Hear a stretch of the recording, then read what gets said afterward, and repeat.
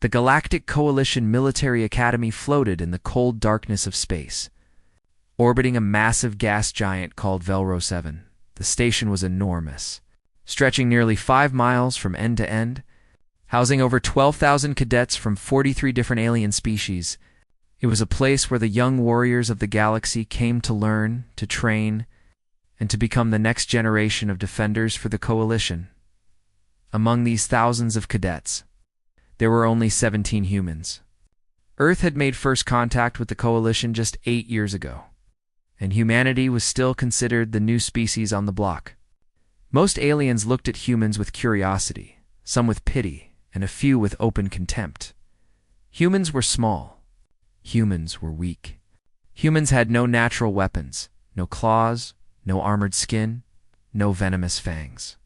By galactic standards, they were one of the most fragile species ever to achieve space travel. Danny Marsh was one of those 17 humans. He was 22 years old, stood 5'10", had messy brown hair that never seemed to stay in place no matter how many times he combed it. He had grown up in a small town in rural Kentucky, far from the cities, far from the technology that would eventually take him to the stars. His childhood had been simple. He had learned to hunt with his grandfather in the wooded hills, tracking deer through the morning mist, sitting in tree stands for hours waiting for the right shot. Now, he sat in the common study hall on Deck 14 of the Academy, working through a set of tactical theory problems. The problems were difficult, designed to challenge cadets who had been studying warfare for centuries. Danny found them interesting, but not impossible. He had a natural talent for strategy, though he'd never bragged about it. In his hand, he held a standard-issue Academy pen. It was nothing special, just a cheap polymer tube with a basic ink cartridge inside. Every cadet received one on their first day at the Academy, regardless of their species. Most aliens never used them, preferring digital interfaces or neural links. But Danny liked the feel of pen on paper. It helped him think. Sitting across from him was his friend Corvus, a member of a species called the Volanthi. Corvus had 4 arms, blue-gray skin that seemed to shift color slightly in different lighting, and large eyes that could see into the infrared spectrum. He was friendly and curious, always asking questions about human culture and biology. Corvus watched Danny write with mild fascination. The pen moved across the paper in flowing lines, leaving behind marks that somehow conveyed meaning. It seemed almost magical to him. "Your species still uses physical writing implements," Corvus observed. "Most of us abandoned such primitive tools centuries ago. Why do you bother with them?" Danny shrugged without looking up from his work. "Helps me think. There is something about putting pen to paper that makes ideas stick in my brain. I remember things better when I write them down by hand," curious Corvus said, leaning back in his chair. "Your people are curious in many ways." Danny smiled slightly. He was used to aliens finding humans strange. Everything about humanity seemed to confuse or amuse the other species. The way humans ate cooked food. The way humans slept for 8 hours every night. The way humans formed emotional bonds with animals and kept them as pets. The way humans decorated their bodies with colored ink called tattoos. To the rest of the galaxy, humans were a walking collection of odd behaviors. The study hall was quiet that morning. About 40 cadets sat at various tables, working on their assignments or talking softly with friends. Sunlight filtered through the massive windows, cast long shadows across the floor. Outside, the swirling clouds of Velro 7 moved in, endless. Patterns of orange and gold. Danny finished one problem and moved on to the next. This one was about defending a space station from a boarding party. He read through the scenario carefully, making notes in the margins of his paper. The scenario assumed the defenders had access to standard military weapons and trained soldiers. Danny thought about what he would do if he had neither. His grandfather had taught him something important during those hunting trips in Kentucky. A weapon was only as good as the person using it. And in the hands of someone who truly understood survival, anything could become a weapon. A rock, a stick, a piece of broken glass. The key was knowing where to strike. Danny had spent countless hours studying xenobiology since joining the Academy. He found it fascinating, learning about the anatomy of dozens of different alien species. He memorized their vital organs, their circulatory systems, their weak points. Some of his fellow human cadets thought it was a strange hobby. Danny saw it as practical knowledge. "What are you working on?" Corvus asked, trying to read Danny's notes upside down. "Defensive tactics," Danny replied. "This scenario is about repelling boarders on a station like this one." Corvus made a dismissive sound. "The Academy has never been attacked.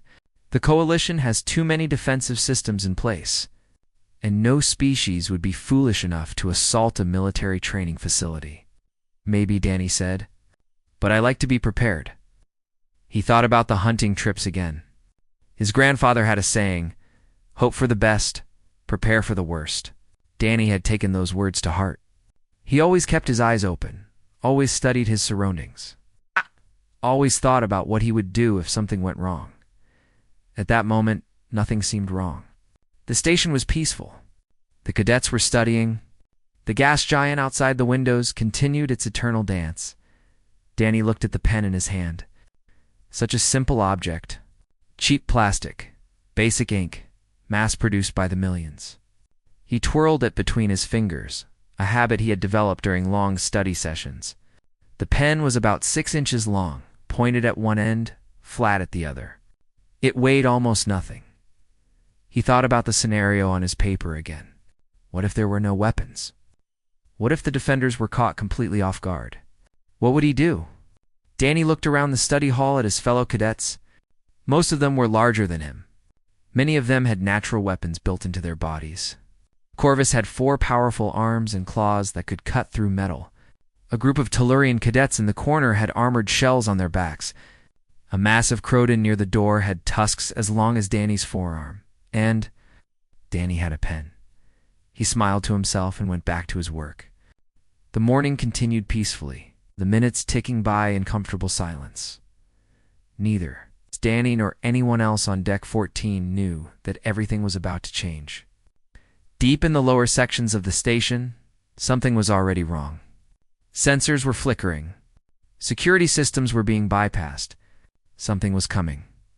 But for now, Danny Marsh sat in the study hall, working on tactical problems with a cheap pen in his hand, completely unaware that in less than 1 hour, that pen would become the most dangerous weapon on the entire station. The ordinary morning was almost over. What came next would become a legend. The alarms began at exactly 9:47 station time. The sound was harsh and sudden, cutting through the peaceful silence of the study hall like a knife. Red emergency lights flooded the corridors, replacing the soft white glow with an angry crimson that made everything look like it was covered in blood. Every cadet in the room froze, their conversations dying mid-sentence. Their eyes turning toward the speakers mounted in the ceiling. The station's AI voice spoke, calm and clinical, showing no emotion at all. Breach detected on decks 12 through 16. Hostile life forms identified. Species classification, Vraxith. All personnel are advised to evacuate to designated safe zones immediately. This is not a drill. Repeat, this is not a drill. Danny felt his blood turn to ice in his veins. The Vraxith. Every cadet at the academy knew about them. They were taught about the Vraxith in their first week of training, shown images and videos, given detailed briefings about what made them so dangerous.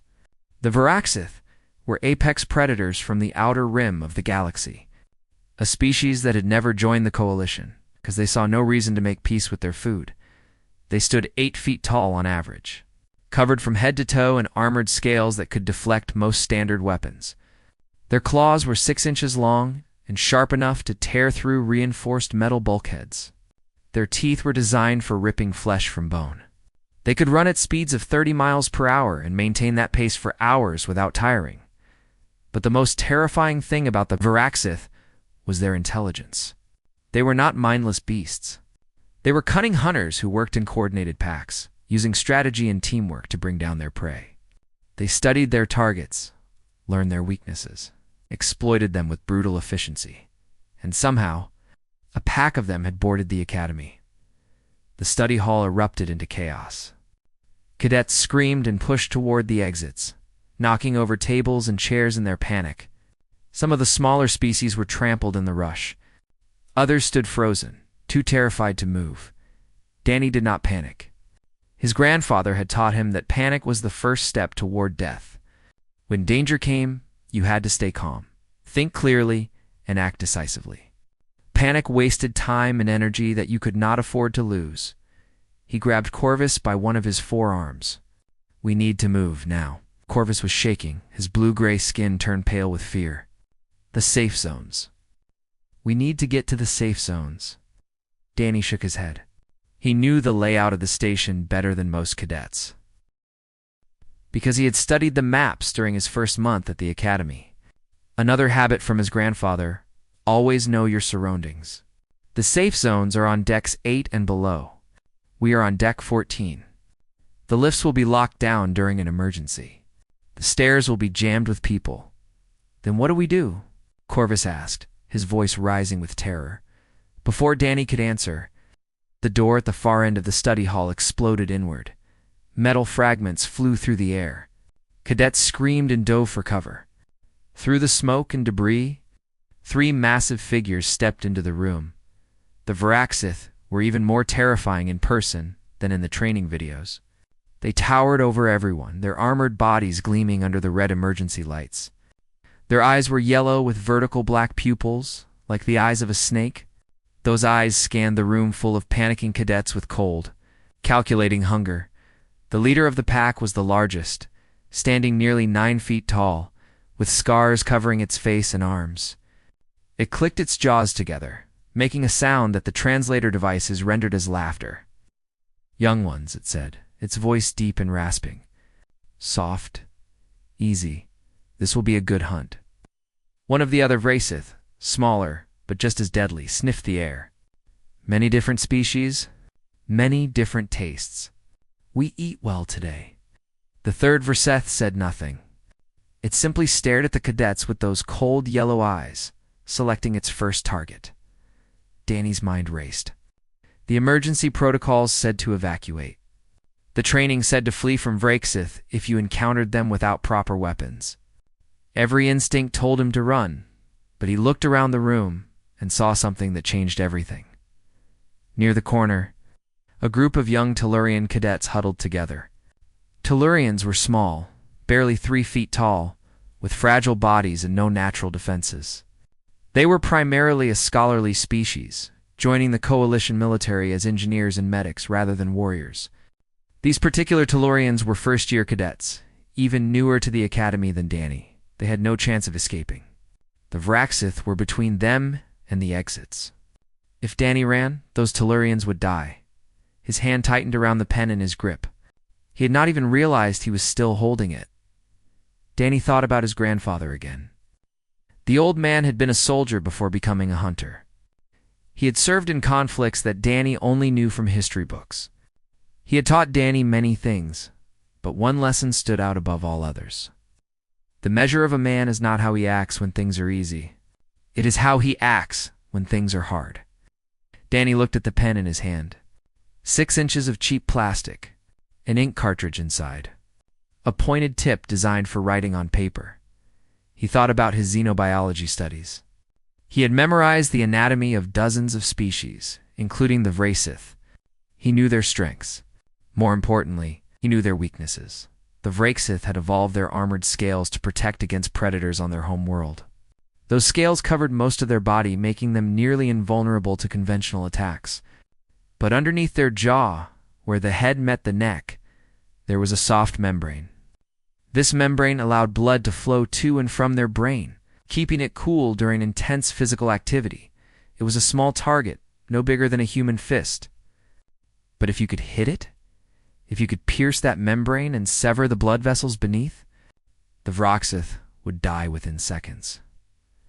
The leader of the pack took a step toward the Tellurian cadets, its claws scraping against the metal floor. The small ones first. They will be tender. Danny moved. He did not think about what he was doing. He did not calculate the odds or weigh the risks. He simply acted, his body responding to instincts that were older than human civilization itself. Persistence hunting. That was what anthropologists called it. Humans had evolved not as the strongest predators, not as the fastest, but as the most enduring.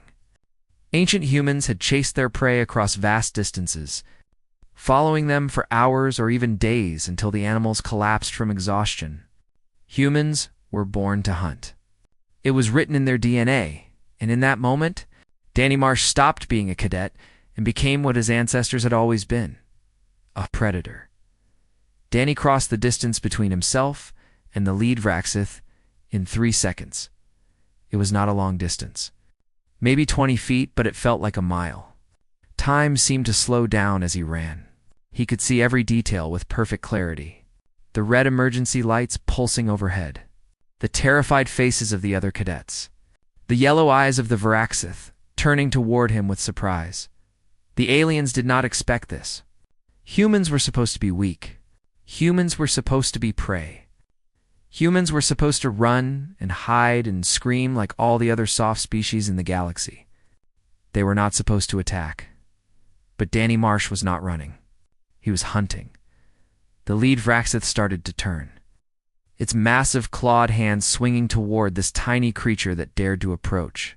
But Danny was already inside its reach.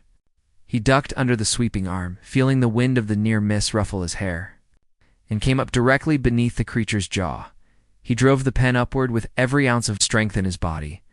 The pointed tip punched through the soft membrane like a needle through cloth. Danny felt resistance, then a sudden give as the pen sank deep into flesh. Hot blood sprayed across his hand and arm. He twisted the pen just like his grandfather had taught him to twist a knife when field dressing a deer. Severing the blood vessels that fed the creature's brain, the Vraxith made a sound that Danny had never heard before. It was not a scream exactly, more like a wet gurgling noise mixed with surprise. Its yellow eyes went wide, then glassy. Its legs buckled. The 8-foot-tall apex predator collapsed to the floor, dead before it hit the ground. The study hall went completely silent. Danny stood over the body, breathing hard, his hand still wrapped around the pen that was buried in the creature's throat. Blood dripped from his fingers onto the metal floor. Making soft, pattering sounds in the quiet, the other 2 Vraxith stared at him. For a long moment, nobody moved. Then the larger of the 2 remaining aliens spoke, its voice filled with something that might have been confusion or anger or both. What? What did you do? Danny pulled the pen free from the dead Vraxith's neck.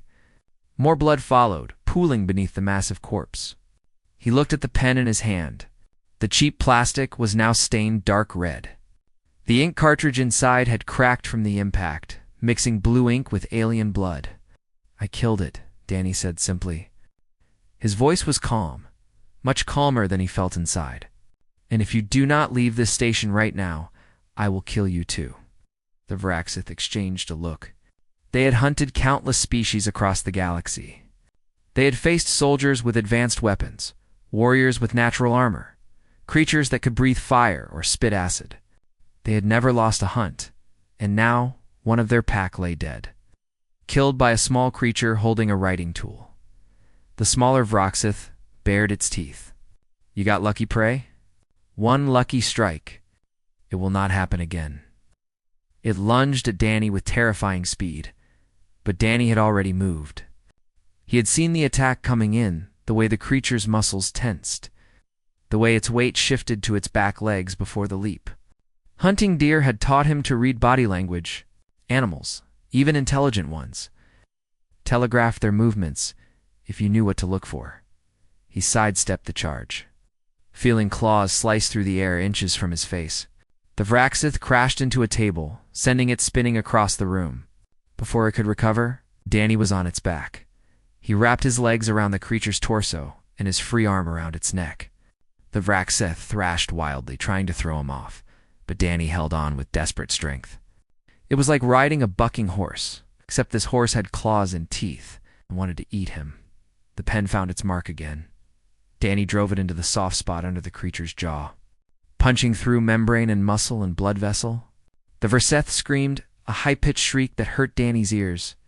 It staggered forward, clawing at its own throat, trying to pull out the thing that was killing it. Then it fell. Danny rolled off the body and came up in a crouch, his eyes immediately finding the last Vraxith. 2 down, 1 to go. The remaining alien looked at its two dead packmates, then at Danny. Something changed in those yellow eyes. For the first time in its life, the hunter recognized that it had become the hunted. "What are you?" it demanded. "What kind of creature kills with such primitive weapons?" Danny stood slowly, his body aching from the struggle. His shoulder burned where a claw had grazed him during the fight. Blood, both human and alien, covered his uniform. He looked nothing like the quiet cadet who had been solving tactical problems just minutes ago. "I am human," he said. "From a planet called Earth, we evolved as persistence predators. We chased our prey across entire continents until they collapsed from exhaustion.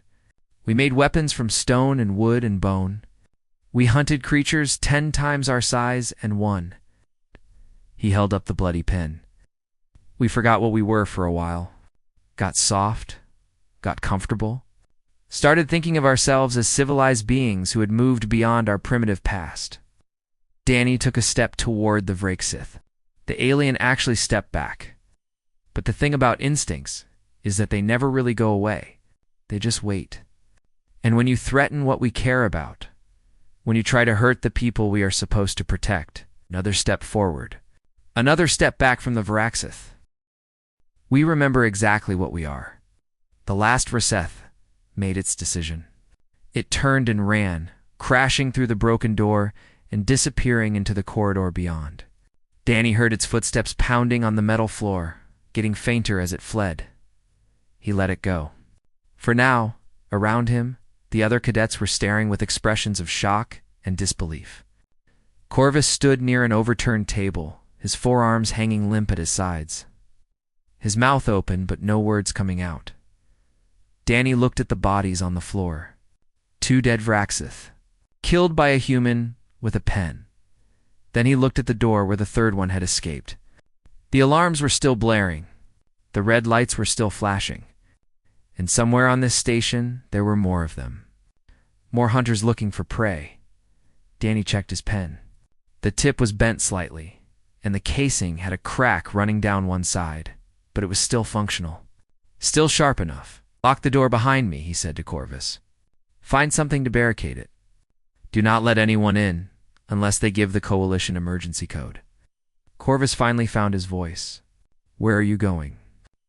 Danny walked toward the broken door, stepping over the bodies of the creatures he had killed. His boots left bloody footprints on the floor. "Or more of them on the station," he said. "And there are more cadets who cannot defend themselves." "But you cannot fight them all," Corvus protested. "You are just one human. You only have a pen." Danny stopped at the door and looked back at his friend. For a moment, something ancient and dangerous flickered in his eyes. Something that had slept in human DNA for thousands of years. "Waiting for a moment like this? Watch me," he said. Then he stepped into the red-lit corridor and disappeared into the darkness, following the sounds of screaming toward the remaining Vrexith. The hunt had begun. The corridors of the academy had become a nightmare. Red emergency. Lights painted everything in shades of blood and shadow. The alarms continued their endless wail, a sound that drilled into the skull and made it hard to think. Smoke drifted through the air from somewhere deeper in the station, carrying the smell of burning electronics and something else. Something worse. Danny moved through the darkness like a ghost. He had learned to move quietly. During those hunting trips in Kentucky, deer had excellent hearing and would flee at the slightest sound. His grandfather had taught him to place his feet carefully, to distribute his weight evenly, to become part of the forest rather than an intruder in it. Now, he applied those same skills to hunting a very different kind of prey. He found the first group of survivors on Deck 13. A dozen cadets had barricaded themselves inside a storage room, pushing heavy containers against the door. Danny could hear them whimpering inside, could smell their fear through the thin metal walls. He knocked 3 times, paused, then knocked twice more. The Coalition emergency code?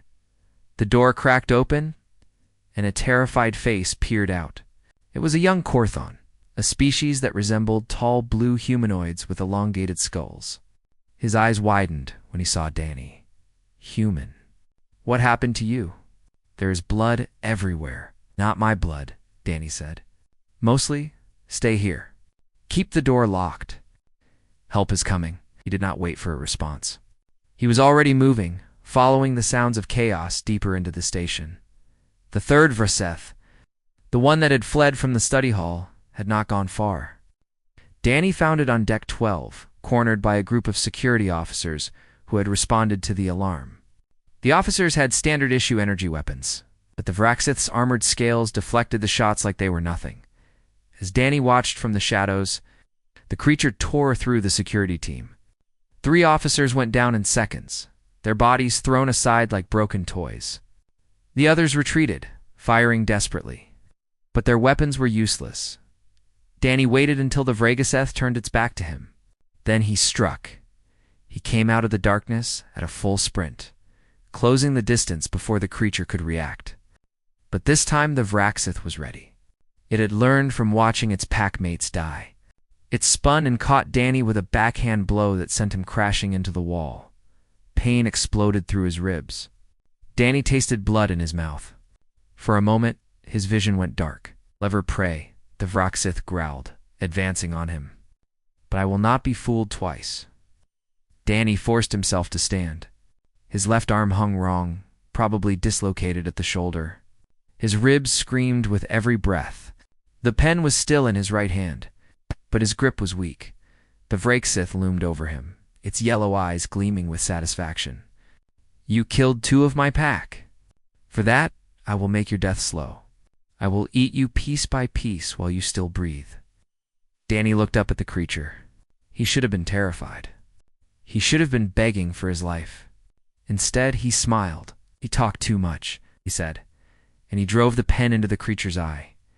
It was not the killing blow he had used on the others. The eye was not a vital target, but it hurt. The Vraxeth screamed and staggered back, clutching at its ruined eye socket, black blood pouring between its claws. Danny did not waste the opening. He threw himself forward, ignoring the pain in his ribs, and climbed at the thrashing creature like a tree. His left arm was useless, but his right hand found the soft spot under the jaw. The pen went in. The Vraxith went down. Danny lay on top of the dead creature for a long moment, gasping for breath. Everything hurt. His shoulder was definitely dislocated. His ribs were probably cracked. The wound on his arm from the study hall had reopened and was bleeding freely, but he was alive, and 3 Vraxith were dead. He pulled himself up and retrieved his pen. The casing was cracked in multiple places now, held together more by dried blood than by plastic. But it was still sharp. Still deadly, the surviving security officers stared at him with a mixture of horror and awe. One of them, a middle-aged human woman with sergeant stripes on her uniform, stepped forward. Cadet. How did you... Later, Danny said. How many more Vraxith are on the station? The sergeant checked her communicator. We have confirmed sightings of 8 more. They spread out after breaching the hull. They are hunting in pairs. 8 more. Danny closed his eyes and took a deep breath. His body wanted to collapse. His mind wanted to stop. But somewhere on this station, cadets were dying because they could not defend themselves. Where are they? He asked. The sergeant gave him the locations. Danny memorized them, plotting the most efficient route in his head. 4 pairs of Vraxith spread across 5 decks. If he moved quickly, he could reach them before they killed too many people. Get the wounded to safety, he told the sergeant, and spread the word. Tell everyone that the Vraxith can be killed. Tell them to aim for the soft spot under the jaw. Where are you going? She asked. Danny did not answer. He was already limping toward the nearest stairwell. Following the screams over the next 30 minutes, Danny Marsh became something out of a nightmare. He found the first pair of Vraxith on deck 11. Cornering a group of medical cadets in a clinic, he came through a ventilation shaft above them and dropped onto one's back, driving his pen into its throat before it knew what was happening. The second one turned to face him, and Danny threw a metal surgical tray into its face. While it was blinded, he closed the distance and killed it. The second pair was on deck 10, systematically breaking into quarters and dragging out hiding cadets. Danny lured them into a maintenance corridor where the ceiling was too low for them to use their full reach. In the cramped space, their size became a disadvantage. Danny killed them both, taking a deep gash across his leg in the process. The third pair was the hardest. They were experienced hunters who had figured out that something was killing their pack. They moved back to back, watching every shadow, every doorway. Danny spent 10 minutes stalking them, waiting for them to separate. When one finally moved ahead to investigate a noise, Danny struck. The fight was brutal. Danny lost his pen during the struggle and had to finish the creature with a broken piece of metal from a destroyed console. When the second one came running, Danny was ready with his recovered pen. 7 Vraxith, dead. 1 pair left. Danny found them on Deck 9 in the main cafeteria. They had gathered a group of hostages, using them as shields. Nearly 50 cadets sat huddled in the center of the room while the 2 Vraxith paced around them like wolves circling sheep. Danny watched from the doorway, his body screaming at him to stop, to rest, to let someone else handle this. He could barely stand. His uniform was more blood than fabric. His pen was bent almost in half. But those cadets in the cafeteria were counting on someone to save them. And right now, Danny was the only one who could. He stepped into the doorway. "Hey!" he called out, his voice hoarse but steady. "Looking for me?" The Vraxith turned. Their eyes widened when they saw him. He was covered in blood, barely standing, armed with nothing but a ruined pen. But they recognized him. Word had spread through their communication devices. This was the human who had killed 9 of their pack. For the first time in their lives, the Vraxith felt fear. "Come on then," Danny said, raising his bent pen. "Let us finish this." The 2 Vraxith looked at each other. Then they looked at Danny. Then they did something that no Vraxith had ever done before. They ran. They abandoned their hostages and fled toward the breach in the hull where they had entered the station. Danny wanted to chase them, wanted to finish what he had started. But his legs would not carry him any further. He collapsed against the doorframe and slid to the ground. The cadets in the cafeteria stared at him. One of them, a young human girl who looked barely 18, approached cautiously. "Are you okay?" she asked. "Should I get a medic?" Danny laughed, though it hurt his ribs. "Yeah," he said. "A medic would be good." He looked at the pen in his hand. It was ruined now, completely unusable. But it had done its job. 11 Vraxith, dead. The academy was safe. Danny closed his eyes and let the darkness take him. Danny woke up in the medical bay. 3 days later, the first thing he saw was white ceiling tiles and soft blue lights. The second thing he saw was Corvus sitting beside his bed, all 4 arms crossed over his chest, staring at him with an expression that mixed relief with something like anger. "You are an idiot," Corvus said. "A complete and total idiot." Danny tried to smile, but his face hurt too much. Actually, everything hurt.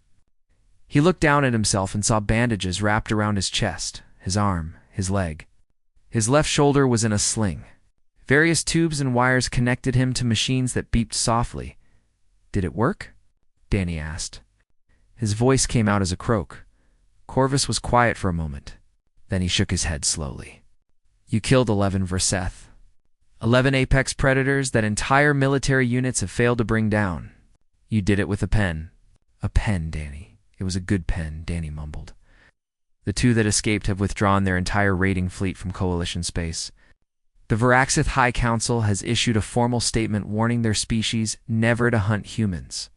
They are calling your people the Deathworlders who cannot be killed." Danny blinked. "That seems a bit dramatic."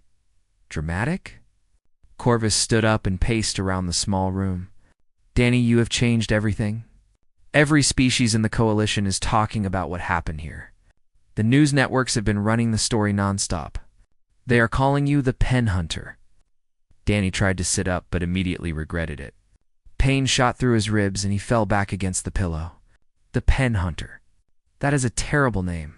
It is not meant to be funny," Corvus said. "Do you understand what you have done? Humans were considered one of the weakest species in the galaxy. Other races looked at your people and saw soft bodies, no natural weapons, fragile constitutions. They thought you were barely worth noticing." He stopped pacing and looked directly at Danny. "Now they are afraid of you." Danny let that sink in. He had not been thinking about galactic politics when he fought the Vraxith.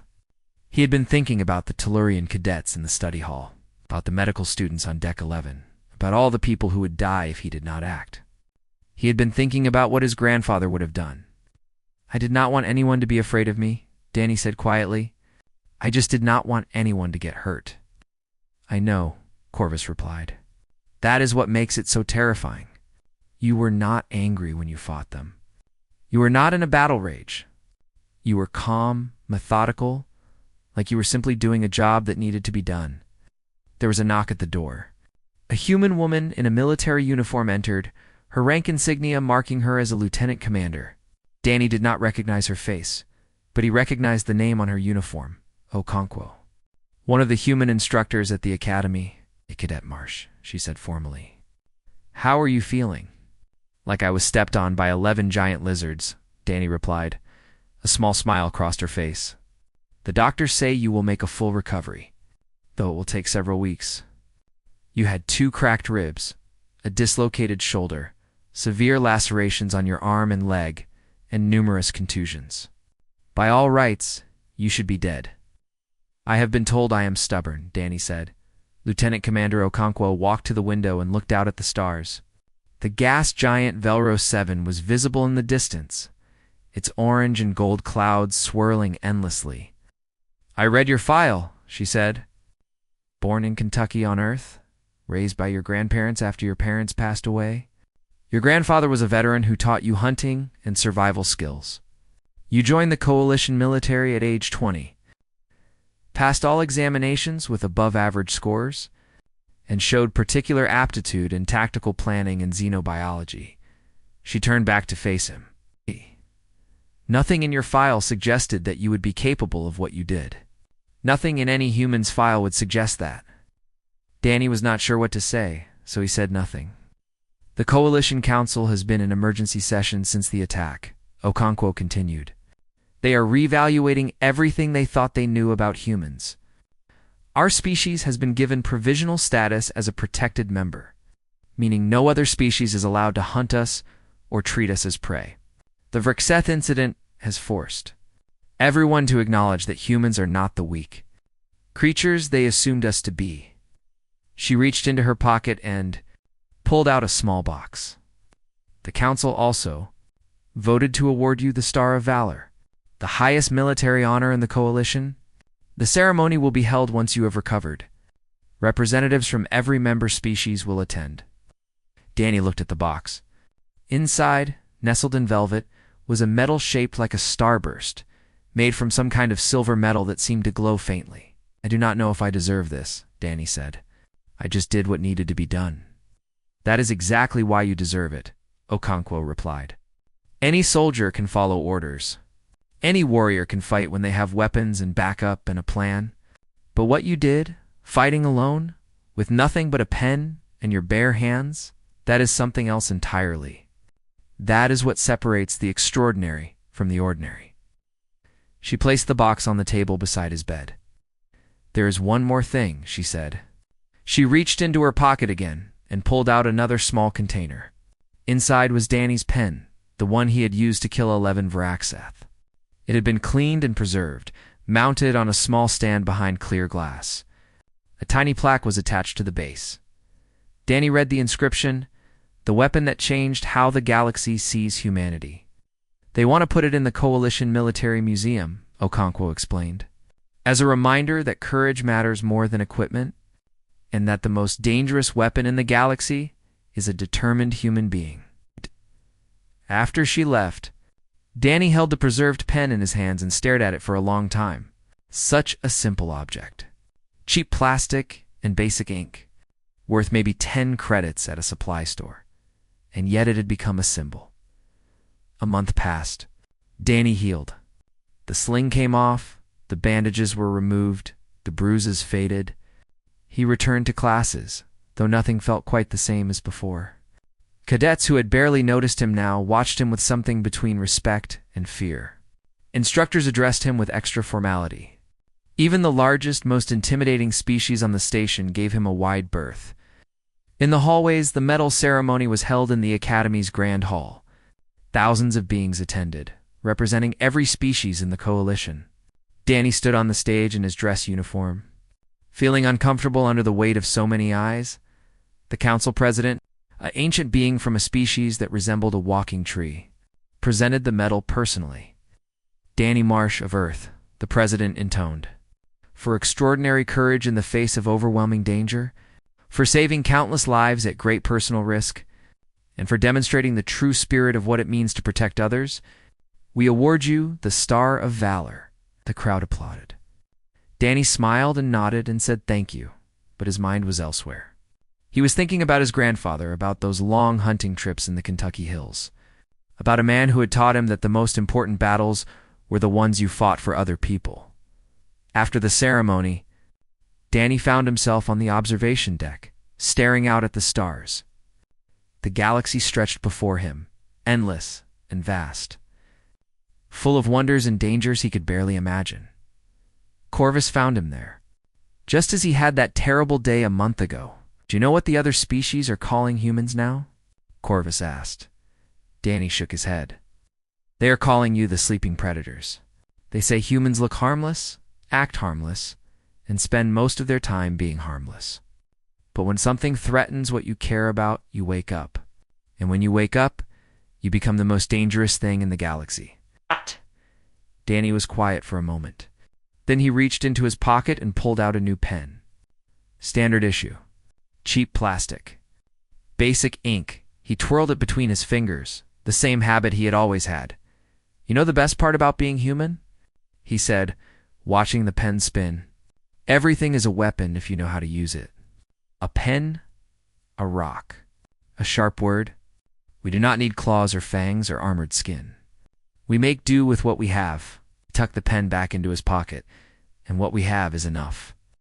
Corvus watched him walk away, heading back toward the cadet quarters. Behind them, the stars continued their eternal dance. And somewhere in the vast darkness of space, the Veraxith were telling stories about the human, who had hunted them with nothing but a writing implement. The legend of the pen hunter had begun, and the galaxy would never look at humans the same way again.